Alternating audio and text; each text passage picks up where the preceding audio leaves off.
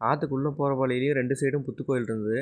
அப்படியே அதை பார்த்துட்டு உள்ளே போகும்போது உள்ள கடை சின்ன சின்ன கடையாக வச்சுருப்பாங்க. அங்கே விளையிற பச்சை மிளகா, நெல்லிக்காய், அப்புறம் அது போக மாங்காய், சுண்டைக்காய் நிறைய வச்சுருந்தாங்க. எல்லாத்தையும் அப்புறம் சாம்பிராணி, முடவாட்டுக்கால் இதெல்லாம் வச்சுருந்தாங்க. எல்லாத்தையும் பார்த்துட்டு அப்படியே போய் நம்ம வழக்கம் போல் வீட்டிலேருந்து சாப்பாடு கொண்டு வந்திருந்தோம். சரின்னு அப்படியே சாப்பிட்லான்ட்டு பாறை மேலே ஏறி உட்காந்து அந்த இயற்கை சூழல் அப்படியே ரசிச்சுட்டு சாப்பிடும்போது அரிக்குட்டி ஜாலியாக உட்காந்து சாப்பிட்ருந்தான். என்னடா சாப்பாடு கொஞ்சம் சாப்பிட்றேன்னு கேட்டதுக்கு சிரிச்சுட்டே அவன் காய் சாப்பாடுன்னு சொன்னான்.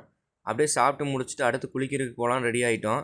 குளிக்க போனோன்னே அரிக்குட்டி தண்ணி பார்த்தோன்னே ஒரே கொண்டாட்டம் அவனுக்கு.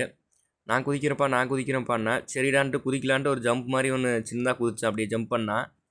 குதிச்சோன்னே நல்லா குதிச்சுட்டு அரிக்குட்டி நல்லா ஜாலியாக விளாண்டுட்டு இருந்தான். தண்ணி விட்டு வெளியே வரவே இல்லை அவன். வாரி போய் சாமி கும்பிடலான்னு சொல்லி அப்புறம் அப்படியே எப்படியோ ஒரு போராடி கூட்டிகிட்டு வந்துட்டேன். திரும்பி மேலே வந்தோம்னா அப்படியே அங்கே சாமி ஒரு மரம் இருந்தது. அந்த மரத்தில் ஃபுல்லாக தொட்டில் கட்டியிருந்தாங்க. அது போக வேண்டுதல் வச்சவங்களாம் வேண்டுதல் நிறைவேறிச்சுன்னா அவங்க வந்து வேலெல்லாம் அடித்து வச்சுருந்தாங்க. சரியான கூட்டங்கிறனால சாமி சரியாக வீடியோ எடுக்க முடியல. ஓரளவுக்கு தான் எடுத்திருக்கேன்.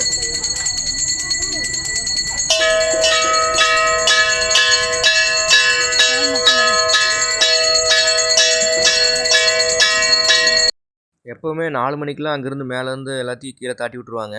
நாங்கள் அன்றைக்கி அமாவாசை சரியான கூட்டம். அதனால் அங்கேயே 5 மணி வரைக்கும் இருந்தோம்.